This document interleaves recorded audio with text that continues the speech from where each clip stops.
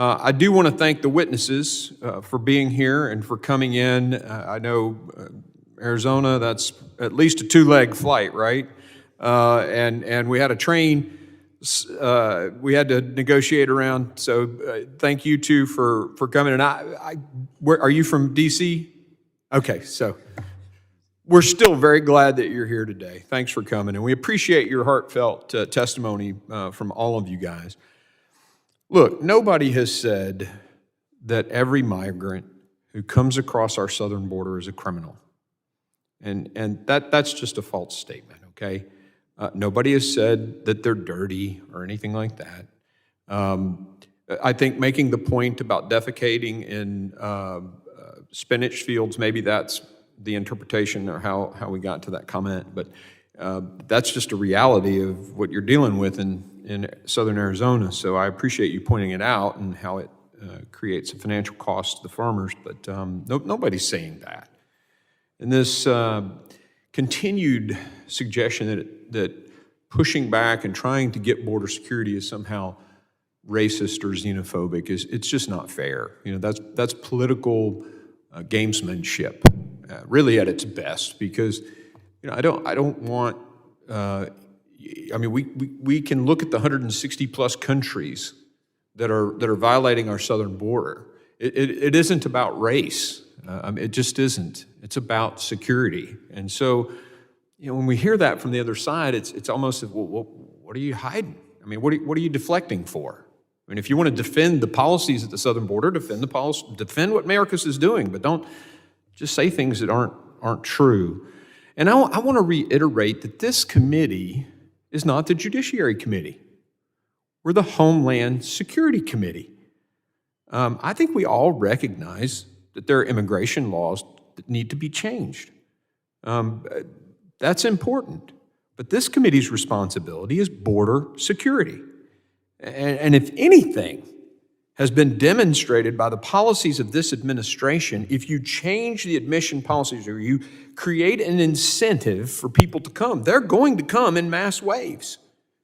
You're going to create a migration crisis if you tear down all the barriers that are there, both physical and detention and all the other things that are in the law. Today we looked at the financial costs of an open border. And to use Mr. Magaziner's words, the humanitarian crisis at our southern border. Again, I feel like we're getting somewhere.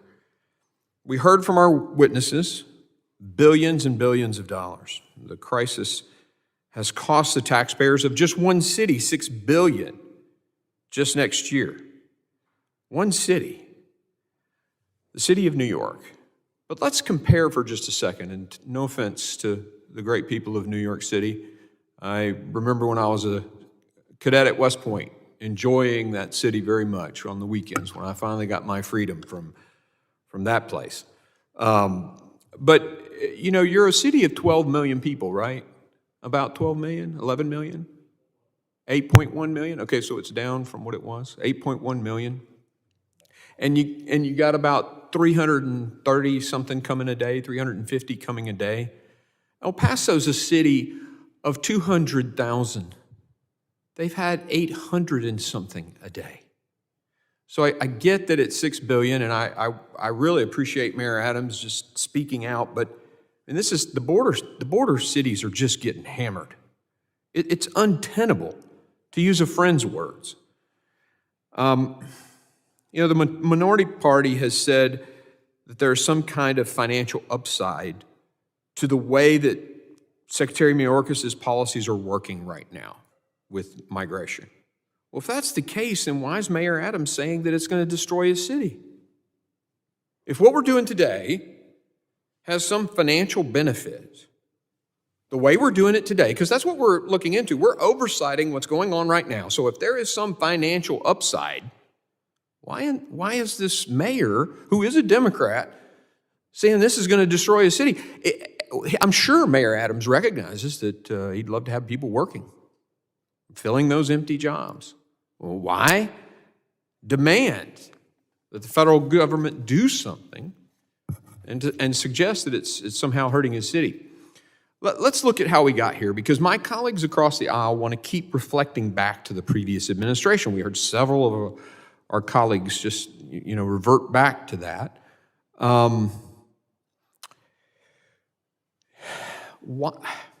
Why Secretary Mayorkas, when he came in, changed 89 policies is unfathomable to me. We had a peak in the previous administration, we did, and policies were implemented, and the numbers, the deterrence occurred, and the numbers went way down. But when those policies were removed, people tested the system. They came in and they were released into our country, and so they called home. They called home, and they said, hey, you can come in now. And millions came. And a migration crisis was created by the removal of those policies. And the unfortunate thing, one thing if that was it, I'd still be opposed to that, but it'd be one thing if that was it. But the other side of the coin is the cartels took advantage of that. The cartels saw an opportunity.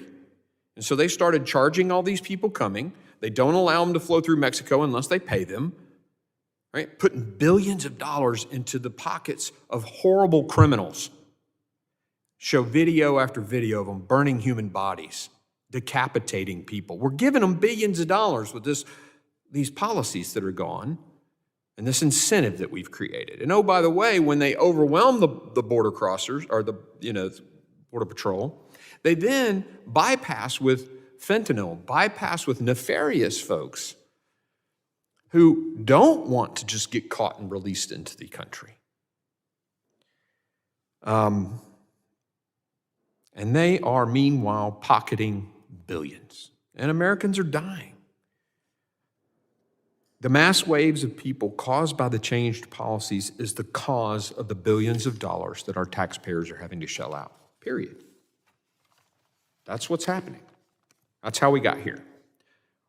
We're not talking about legal migration, we're talking about illegal migration. My colleagues know this is not politically defensible. They're not saying, sure, it's okay that Mayorkas is breaking the Immigration and Naturalization Act. They won't ever say that, because they want the laws they pass to be lived out. So they're not going to say that, so they're going to deflect. And to the previous administration, they're going to deflect that, no, we need new immigration laws. They're going to deflect to how many hearings we've had on this issue. Call it a dog and pony show. I think the ranking member called it. I'm sorry.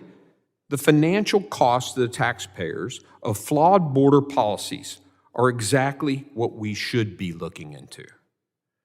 Billions and billions. They suggest that it's some kind of, that on our side we haven't taken action. Well, that's not honest. Now you could say we disagree with H.R. 2. That would be the honest thing to say. But if you say, oh, they've done nothing, which was said, that's dishonest. How about we just say we've got two different solutions here to the problem. We agree to disagree, and we'll fight you into ballot box and we'll implement our policy when we win. But you can't honestly say we have done nothing. You also can't say all we've done is border stuff. We ran some numbers. It's about 53 or 54% of our committee hearings have been on border. It's a pretty big deal right now, I would think, with 107,000 dead in 1 year and 116,000 dead in another year to the fentanyl pouring across that porous open border.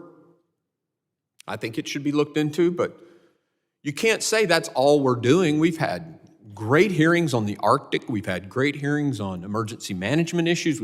Our subcommittees are doing a fantastic job. And both the chairman of those subcommittees and the ranking members, we've had bipartisan legislation come out of those. Myself and Mr. Swalwell had a bill together. I mean, you can't make the argument, honestly, that this is all we're doing. And that's just more deflection. Why? Because the current policies can't be defended.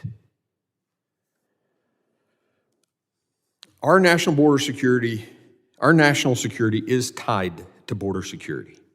Examining the crisis at the border is exactly what we should be doing, and I won't be lectured by people who say these things are wasting the committee's time. It's costing this nation billions of dollars. Again, I reiterate, why would Mr. Adams say that if there was some upside to the way it's happening right now? Do I agree immigration reform is necessary? Yes. But that's not this committee's job. This committee's job is to secure this nation, Homeland security. And the current situation at the border is untenable. As Ms. Green pointed out, the statistics of just the last 4 days, 9,300 in the last 24 hours, 9,700. We see the trains full of people coming. We had 2,200 cross in the Del Rio sector in 1 day. They were completely overwhelmed. Why are so many people coming? I think someone mentioned Venezuela, or the countries of Latin America, and how we've bashed on Mr. Biden because of the situations down there. No one here today said Mr. Biden is at fault because of the situations going on in Latin America. Although I will point out, I think it's the socialist, far-left government in Venezuela that destroyed that country. I will make that observation. But no one here on our side of the aisle said Mr. Biden has caused that. What we have said is that the policies that were done away with, that were working, have resulted in people saying, come on, and they've come. And so that's why we got to shine a light on it, educate the American people what's going on. That's why we got to dig into this. We'll continue to do so. We're in phase 4 of a 5-phase investigation. And we looked in the dereliction of duty of just the laws that have not been followed. I'm sorry, if you take an oath to the Constitution, you're in the executive branch, you should execute the laws. If you're in the legislative branch, you should pass laws and do oversight. And I agree, fund. But we've got to stop playing the political game. Let's look at these failed policies. Let's call them what they are. Phase 2. How this cartel situation is starting to spread all across our country. And we showed in San Francisco where the cartels have connected with the gangs and are working to create a nexus of crime all over America. It's not wrong to look at that. It's Homeland Security. Phase 3, we looked at the human costs of these policies because you know what? We just had a kid in New York, a little baby, die in the Bronx. That's unacceptable.